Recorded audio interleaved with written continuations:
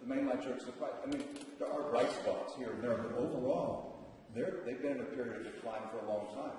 And honestly, so has the ICOC. I don't think I'm being mean about that, but critics from within, those who love the church, mention those things a lot. But there's a perception, and it's true. So while the mainline churches are getting smaller, more and more churches are being planted around the world. So we went to London in '82. Chicago wasn't technically a planting, but New York was in '83, then Toronto. After that, it was all over South America and Asia and everywhere, and eventually with hundreds and hundreds of churches, 600 or so. So the formal split happens, I think, in part because of the remnant doctrine. But when you're going to say, if you're not under our authority, we don't consider you Christians, that's just not good. Maybe I've said it too strongly before, but I just think that's wrong. That's too much like Diotrephes should be like Demetrius, refer to 3 John. Anyway, you can see the split, you can see what happens if you look through the various documents, and eventually the Boston movement has changed its locus, its center of power, you could say, from Boston to Los Angeles. And Kip moves from Boston to... Boston's a big town, a big city, but not like Los Angeles, which is larger than many countries that I've visited before. And a new name is suggested by John Vaughn of Fuller Theological Seminary. That name is? The International Churches of Christ. So what happens in the late 80s and then into the early 90s, the Churches of Christ would publish directories, right? Churches of Christ still publish directories to some degree, although it's... Like where the saints meet. Yeah, where the records are not kept as easily or as well today. But these would be published directories to know where all the Churches of Christ are, how big they are, and so forth. At some point, they have to make a decision. Do we continue to include Boston movement churches in the Church of Christ directories? And Lynn McMillan and other people who are involved in kind of the editing of these directories and then also the publications of various Church of Christ periodicals and so forth. At some point, between 87 and 88, depending on which directory and periodical you're looking at, make a decision to say, at this point we've really reached a stage in which Boston movement churches are not part of the greater association of the Churches of Christ. And so when these directories get published in the late 80s, early 90s, they no longer include Boston churches. That's what prompts John Vaughn at Fuller, who's a church growth expert, to actually contact the International Church of Christ, the Boston movement at the time, and to say, listen, how do you want me to list you? Do you want me to list you as part of the Churches of Christ or to list you as something else? They actually go back and forth a little bit on this, and he says, well, I don't know, I think we're saying, this is Roger Lamb, who's having a conversation with John Vaughn, and says, what would you call us? We're not really the Churches of Christ. And John Vaughn comes back and says, well, you're really kind of the international Churches of Christ. You have a much more global focus in some ways. The leaders of the Boston movement at the time discussed that name and said, we like it.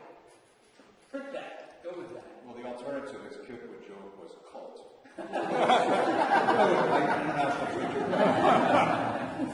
His joke. You want to say a word on the assessment here, and we'll move on to the next?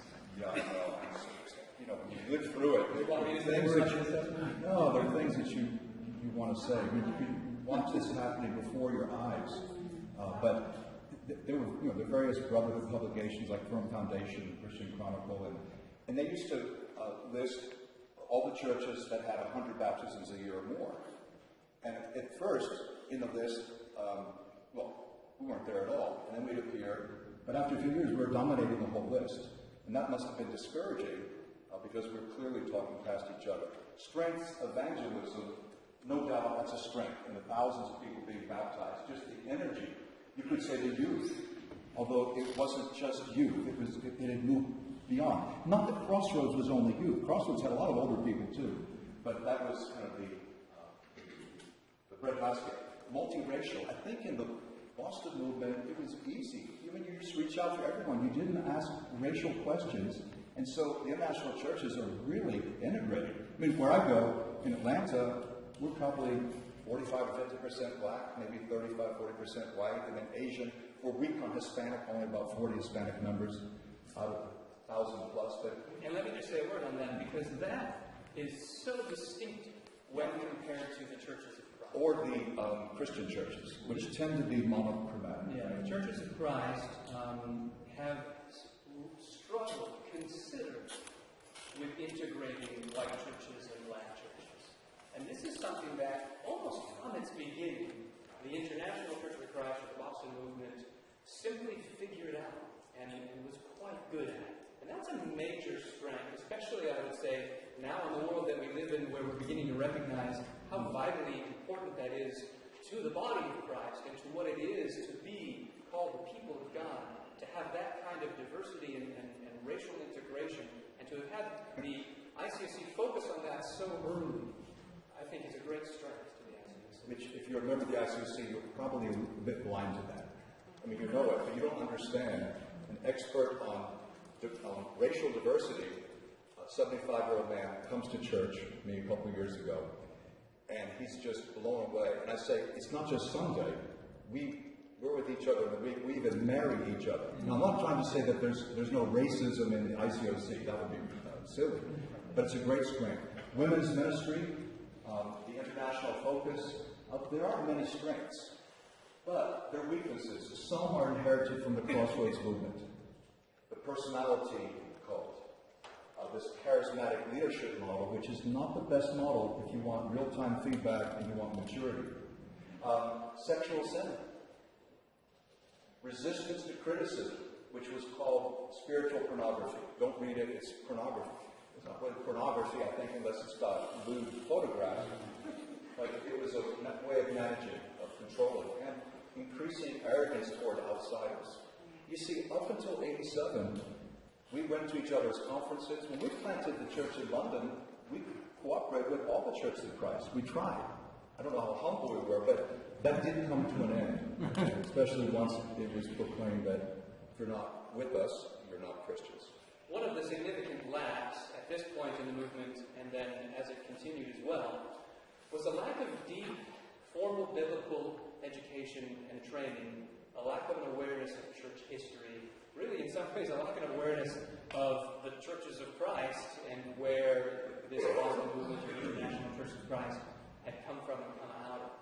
And so most of the people in the ICOC who had any kind of biblical degree or biblical training were people who had come out of the churches of Christ and had gotten that degree before the Boston movement kind of existed, or as it was still Crossroads transitioning into Boston movement. There came a point when that was no longer valued and no longer emphasized and no longer even encouraged, in fact, sometimes actively discouraged. There's the passage, of course, in Acts that talks about these ordinary and unschooled men, and that was emphasized considerably, that you don't need biblical training in order to be a minister in the kingdom. Of course, the apostles only had 3 years of biblical training with Jesus.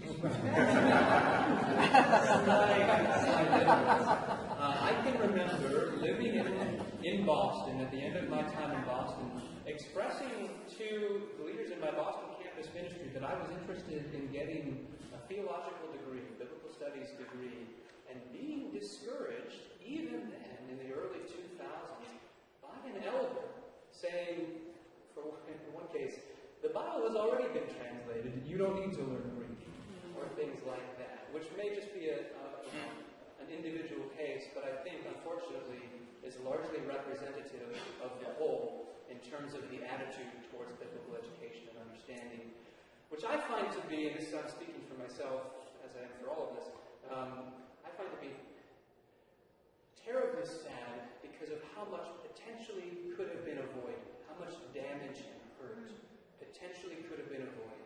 Amen. If people within the Boston movement had continued to seek training and understanding and awareness outside of the movement, if nothing else, in church history, so that they could know and not repeat many of the mistakes that could easily have been avoided, which ended up being repeated, not just in church history, but within the Crossroads movement to the Boston movement.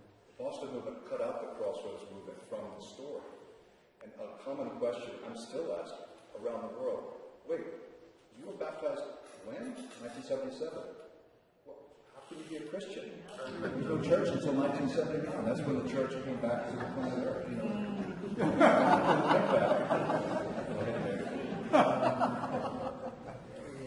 So, I'm going to use some terminology here which is a little bit strange. We're going to talk about ICOC 1.0 and then ICOC 2.0 and then kind of 3.0 reverting back to 2.1. This language will make more sense in the second class. But what we could say is sometime in the early 90s it transitions into what is generally known and becomes the International Churches of Christ. So in 1989, world sector leaders are formed. They begin to divide up the world into sectors, into regions. And again, there is this wonderful global international focus of planting the church in the entire world, right? Spreading the church to the entire world.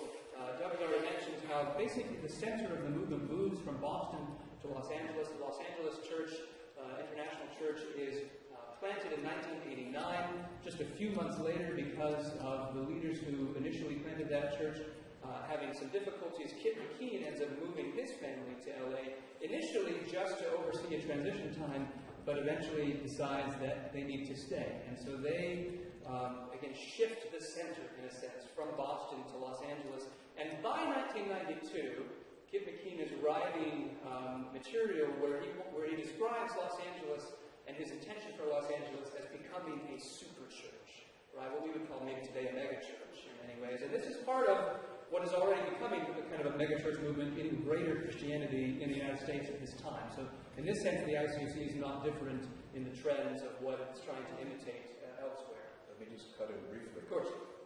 Before 2003, as I recall, some of you will know the numbers, I think the average attendance of an ICOC church was about 500.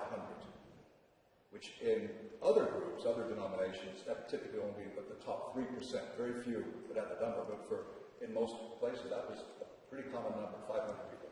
Yeah. We're skipping obviously a great deal of material here, but what happens soon, 1994, is they formalize this desire to evangelize the entire world. The world sector leaders produce a document that they call the Evangelization Proclamation. We'll have a picture of it on the next slide, or 2 slides here.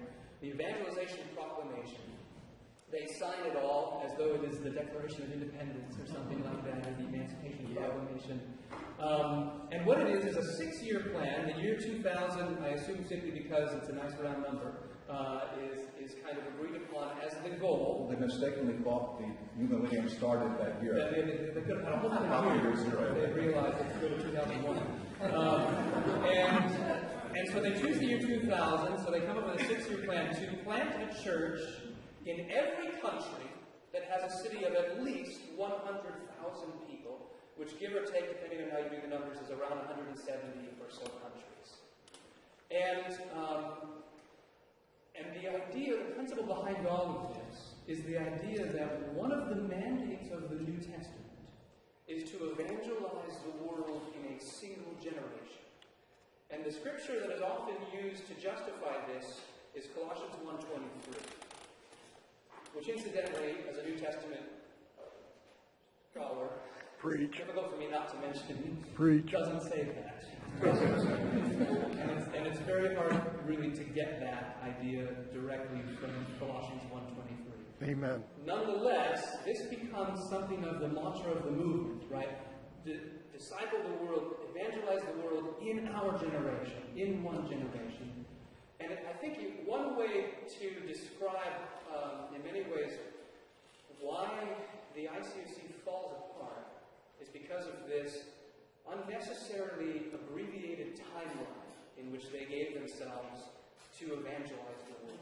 6 years to plant a church in every nation of the world, which meant that as the deadline was approaching, people would be sent to some of the hardest countries in the world to evangelize who had very little experience with what they were doing. People who had been Christians sometimes for less than a year, right, would be sent to a Muslim country or a country that was very unfriendly to Christianity and be told, it is up to you to plant our church in this country or we fail this proclamation. And so the pressure was enormous. But still, the Lord gave a lot of baptisms in this time of this concerted effort. And I always am a bit mixed in my... I mean, I meet someone who I think, really, your church shouldn't have been planted then. It's got to be ready. But if that's true, then you never would have become a Christian yourself, at least not through our help. Yeah.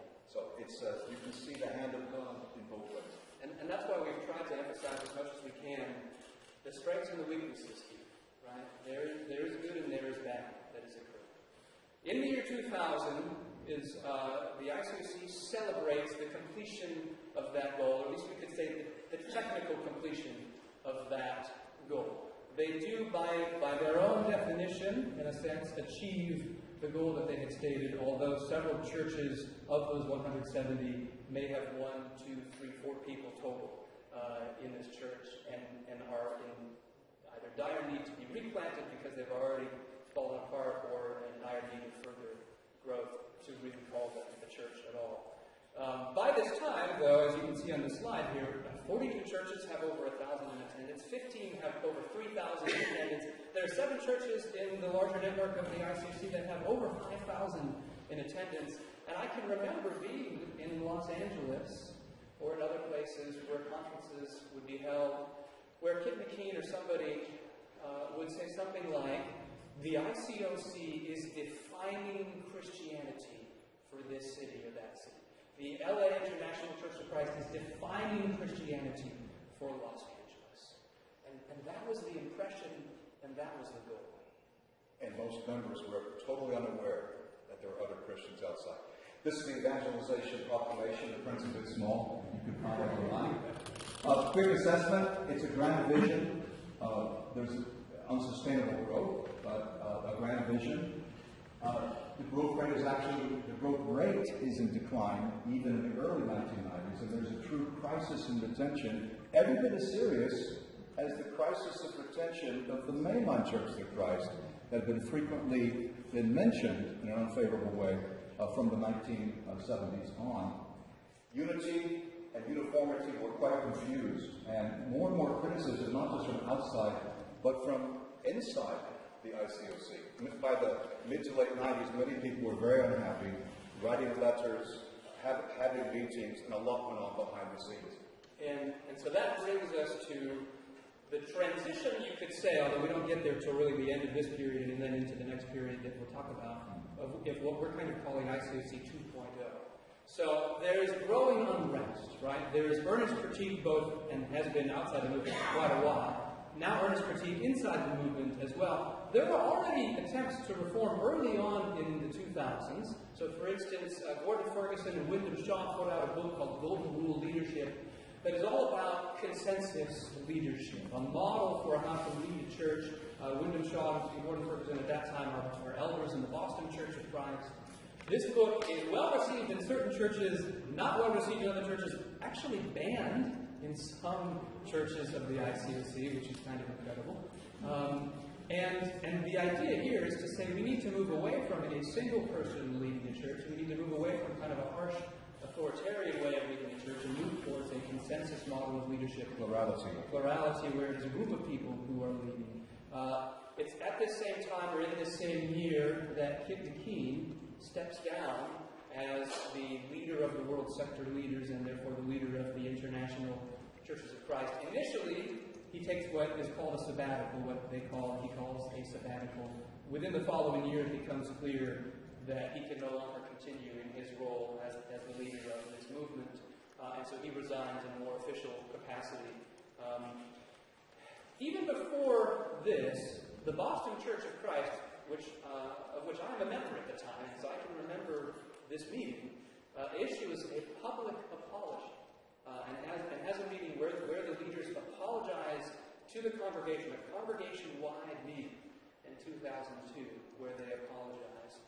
Later that year, 5,000 or 6,000 at that time? Yeah, over 5,000 people in the Boston Church of Christ at this point. Correct. Later that year, the world sector leaders meet in Long Beach, California, and depending on how you want to word this, they disband or they are disbanded. They lose influence. The world sector leaders begin to resign or begin to realize that they need to resign. I would say they prefer to have autonomy within their world sectors instead of being under one head, one corporate head. And then one of the watershed moments of the International Church of Christ history occurs, one that I imagine many of you, if you know the story, are familiar with, or at least have heard this term before. An evangelist in the London ICOC, a Canadian, who's from Canada. I don't know why that would be relevant. He's generally friendly there. Releases a letter, initially to leaders, but eventually to the body as a whole. He releases it online, or it gets published and made public online at the church website, at the ICOC website. So it's the first draft of the letter, but unbeknownst to those of us who received it, he had BCC, he had blind copied other people who thought, well, I'm not going to get a second draft, I'm going to send this out. So it went viral before we even knew the word. He entitles this letter Honest to God. And part of the reason that this is it's a long letter, over 50 pages long. Part of the reason that this is such a watershed moment is because here is a leader on the inside who wants to continue and stay on the inside, is not leaving the ICOC, and yet who has issued a very grand and sweeping criticism of the practices, the authoritarian practices, and other practices in the ICOC, in a way that no leader up to that point had kind of dared to do, at least as publicly as Henry Creed does. Now, I think it's worth saying that if you go back, for instance, and look at Jerry Jones's material, the elder whom I mentioned, who was part of the Boston movement for a while and then left, what Jerry Jones says is not very different than what Henry Creed says. But no one had been listening on the inside. And what Henry Creed manages to do somehow is to make people listen on the inside, as well as those who are already listening on the outside. And so this, in many ways, causes the ICOC to implode overnight. They have open forums, they have town hall meetings, many leaders, and some of you are present here who experienced this, many leaders are highly, I don't know what the right word would be, criticized by their congregations for their practices. A large majority of the paid staff of the International Churches of Christ within a year or two's time is no longer on staff. The staff numbered in the thousands before. By the end of this period, depending on how you want to draw the lines, at least 40,000 people leave the International Churches of Christ, which at that point is a 30% drop in membership. The height of the International Churches of Christ, membership-wise, is 135,000 people. 40,000 people leave. Some people had left in 2002. In some places, this wave hit earlier. In some places, later. Okay, the DNA. I think we've implied a lot of this. On the positive side, the commitment, the evangelism, the innovation, the diversity, even the compassion for the poor. So many things that were great, and in most places continue to be great. But what's been unhealthy, a form of discipling or mentoring that's too controlling. There's a way to be a mentor and a father and a mother and an uncle or an aunt, and there's a way not to do that. Putting new Christians into leadership, the Bible says don't put a neophyte into leadership, but that's probably talking about at a significant level. But to take someone who's just graduated from high school and say, here, you're in charge of 100 people, that's a dangerous thing, I think. Weak or non-existent eldership. Fewer than 10 churches even had elderships at the time of the 600 or 700, and it was very hard to have elders, and I think this is a reaction against the pushback from elders in the mainline church in that period of the 60s and 70s, which was quite turbulent. Minimal biblical knowledge, and lingo, which was used in some places and other places they never heard of it. But I remember visiting in South America and Europe, they would say, well, what about the OTC? What are you talking about? The one true church. Oh, that's what the Jehovah's Witnesses say. We're the one true church. No, that's what we've been taught. Oh my goodness. Or God's modern day movement as though there's no other movement. Enforced tithing and pressure, which Nick has mentioned already, to evangelize the world. In one generation, although at this time it was at least 2 generations into the movement. Actually, they're coming up to their 3rd generation. They're still saying about doing 1 generation. Well, Right now, the movement, as I would define it, is 52 years old. We realize that we've come essentially to the end of our time, so I'm going to take advantage of you for one moment because I assume that you're probably staying for the second class. We'll extend over our time for just a minute. We'll give you a 15-minute break. And then, as I've said, our second class has far less material, and so we'll have, I think, a great deal of time for questions and answers in that class. So this is our last slide. So let me leave you with this, and then we'll release you for 15 minutes here. So we wanted to end with this, again, not because this is what we want to dwell on, but because we wanted to make sure that we understand and acknowledge this.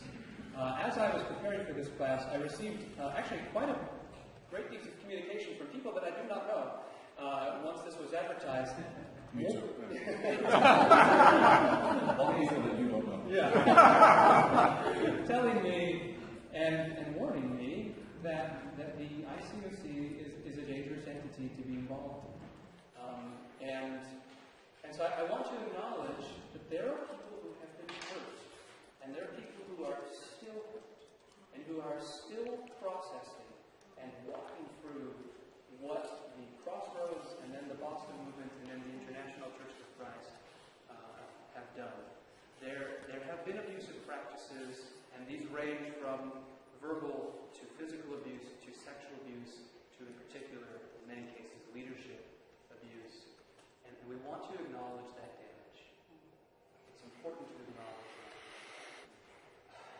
It is striking when you stop and look at the numbers and you realize that about 450,000 people were baptized into the, and let's just call it the International Churches of Christ. So from 1979 all the way up to 2002, about 450,000 people were baptized.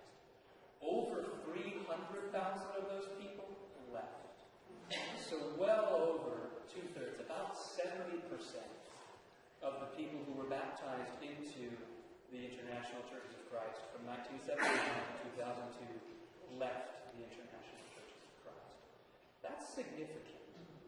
It is more likely, you are more likely to run into a former member of the ICOC than you are to run into a current member, even in 2002. There is a great deal of disrespect, and we can say this on both sides, right, shown to other Christian groups in the Churches of Christ, especially in the Churches of Christ. It's reciprocating this by far in the early days.